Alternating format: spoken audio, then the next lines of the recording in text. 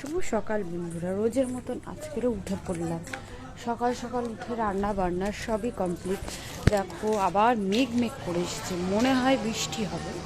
তো যাই হোক, দেখো বুড়িকে একটু দেখে না।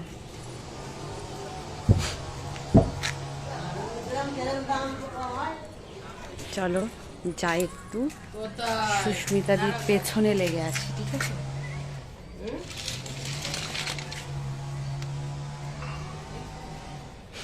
দেখেছো নাকটা এখানে বেঁকে গেছে, ঠিক আছে?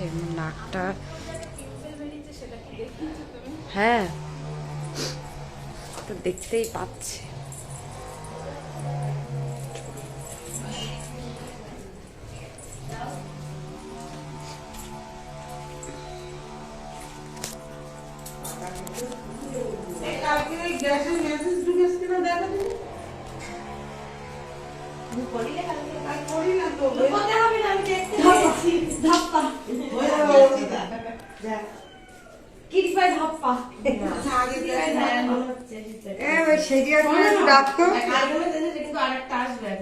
কি হয়েছে শোনো, কারেন্টটা চলে গেল, আমি ফোনের ফ্ল্যাশ মেরে ফোনটারে খুঁজছি,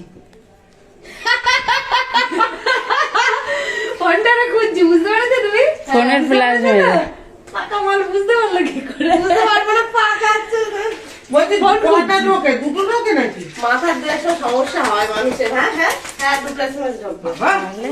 একটা তোমরাই বললো মেয়ে করেছো, মানে কতটা মাথার সমস্যা না হলে ফোনে ফ্ল্যাশ দিয়ে ফোন খুঁজছে, সেটাই আজকেই আসবে, দেখতে থাকে।